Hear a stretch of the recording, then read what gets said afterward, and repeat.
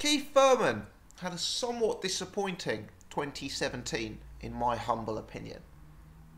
He was very successful in his one ring appearance, defeating Danny Garcia by unanimous decision. But the reason for the disappointment was the lack of momentum after that win. That was a fight that for me should have propelled him to superstardom. That was a fight that for me, after coming out of that fight victorious, should have left him as the #1 consensus welterweight. But due to injury, unfortunately, he's been kind of on the sidelines. He hasn't been able to capitalise on the boost to his name that the defeat of Danny Garcia would have generated. And he's kind of been a slightly distant figure in the sport of boxing. 2017, Keith only had one fight. Due to what, in my opinion, is very, very, very bizarre decision making by the WBC, we also now know Keith Thurman's next two fights. Or we also now likely know Keith Thurman's next two fights, I should suggest. Now, before revealing these next fights to those who don't know, let me start by telling you Keith Thurman's two previous fights. So, as I've already discussed, his most recent fight was against Danny Garcia. The fight prior to that was against Shawn Porter.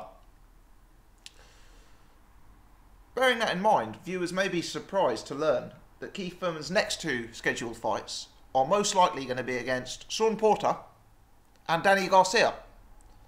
In other words, Keith Thurman's next two fights will be the same as his last two fights. Due to some bizarre decision making by the WBC, Keith Thurman will have to face two mandatories back to back. Now, I don't in particular have a problem with Keith having to face two mandatories. As a general rule, I think it's good to force mandatories on a champion, especially if they've been particularly inactive.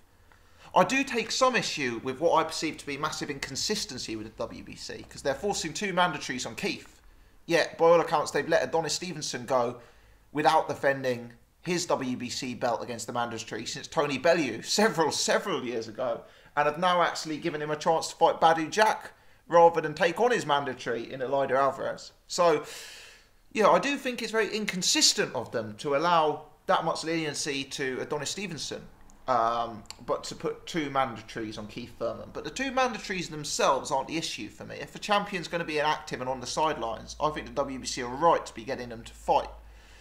It's just the choosing of the operators he's going to have to go up against that seems bizarre to me. Why is the WBC allowing guys coming off a loss to Keith Thurman to fight weak final eliminators in order to get a rematch with him straight away? Yeah, it's very, very, very strange. Porter beat Andre Berto for the mandatory slot. Danny Garcia is due to fight Brandon Rios in a final eliminator for the mandatory spot. And then Porter will get first dibs because he's already beaten Berto, and the winner of Garcia Rios will get the second fight against Keith Thurman.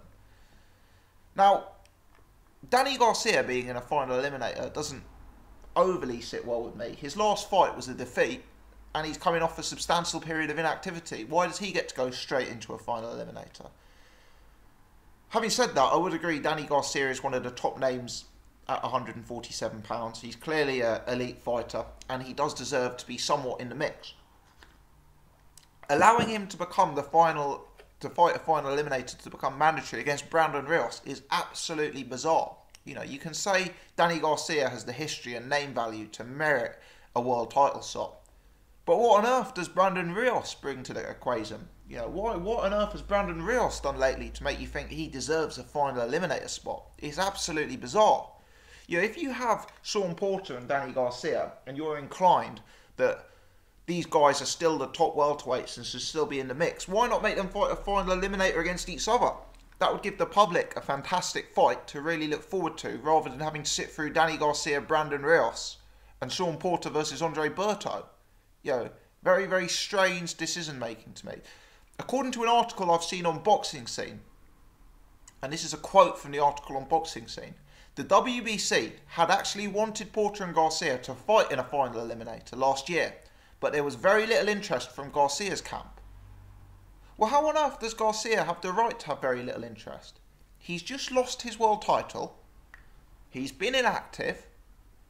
if he's not interested in fighting the WBC's man, Sean Porter, for a final eliminator, why does the WBC say, fine, okay, well in that case you can fight Brandon Rios for a final eliminator? Why doesn't the WBC take a more business-like stance to say, well, if you don't want to fight Porter, if there's no interest in that fight, then you're not having a final eliminator, full stop, and you're not going to have the opportunity to fight as Keith Thurman's mandatory.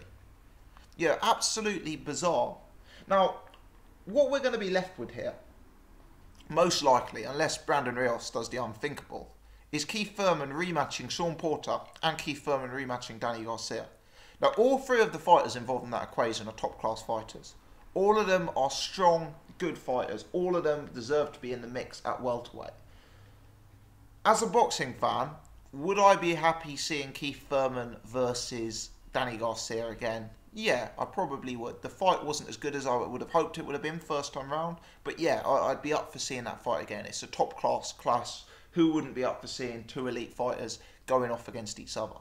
But what I do take issue with is the WBC's inconsistency with their own rules, allowing Stevenson not to face a mandatory since Tony Bellew, apparently, and then, you know, getting Keith Thurman to have to face back-to-back. I do take issue with the likes of Andre Berto and Brandon Rios getting opportunities to fight in final eliminators. And I also kind of, you know, take issue with the fact that the WBC seems inclined to mandate these rematches. You know, sometimes there are rematches that should happen. Frotz versus Groves, you know, that's a rematch that left the public screaming out for more. But sometimes you see a fight and it's almost like the fight has answered the question for now. And I'd be just as happy to see Keith Thurman take on some of the other talent at 147 than have to face two back-to-back rematches. I mean, 147 is a deep division. There's lots of other fighters in there who haven't yet had their opportunity. It's kind of similar to what the WBC did with Deontay Wilder, where Bermane Stiverne got a rematch. And, you know, like Danny Garcia, Bermane Stiverne was coming off a long period of inactivity. He hadn't done anything of note since his loss to the champion first time round. And you're thinking, what on earth has this guy done to deserve that immediate rematch? You know, I don't know what it is about the WBC that they seem to be inclined to, you know, have these rematches. Wilder, Stiverne, Thurman, Porter, Thurman, Garcia. You know, I don't know what it is, but it's a bizarre situation. And whilst it leads to, in this occasion, good fights happening, you know, like Thurman Garcia, it can also lead to very, very bad situations like Stiverne Wilder 2. I think for a casual boxing fan who maybe doesn't know the difference between all the governing bodies, you know, it's highly, highly, highly confusing. You know, you see a situation like the IBF, who really enforces its mandatories on champions. You see a situation like Tyson Fury getting stripped by particular governing bodies because he couldn't face his mandatory, you know. And then you see other situations where a guy like Adonis Stevenson, you know, can go as long as he can go without facing a mandatory. And then, you know, even years after he last took on a mandatory, he's then allowed to fight Badu Jack rather than Eleider Alvarez. You know, it makes no sense at all. And it's very, very difficult to follow. It seems to be one rule for one rule for another.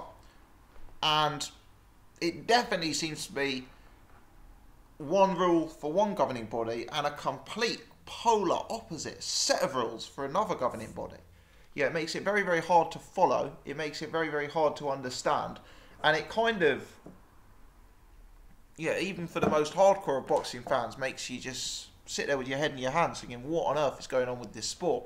Maybe I'm exaggerating. Give me your take on this piece of news, guys. Are you, like me, surprised that Thurman has back-to-back mandatories? Are you, like me, surprised that in all likelihood, unless Brandon Rios beats Danny Garcia, it's going to be two back-to-back rematches? Am I being too negative? Should we be pleased that Thurman Porter and Thurman Garcia are likely to get made, and those are actually good fights? Do you actually want to see the rematches? Would you perhaps pick Porter or Garcia to upset Keith Thurman in a rematch? Or are you like me, where you're kind of left just a little bit scratching your head at this piece of news? I think it's a bizarre one. But this is our sport, the sport of boxing, and it's a very, very bizarre sport at times. Anyway, rant over. Let me know your thoughts, guys. Leave your comments in the section below. If you've enjoyed the video, Please do take the time to hit the thumbs up button. That means that this video will get a little bit more visibility amongst the YouTube community. Please hit subscribe if you haven't already done so. You can also check me out on social media. My Twitter is @BoxingGossip.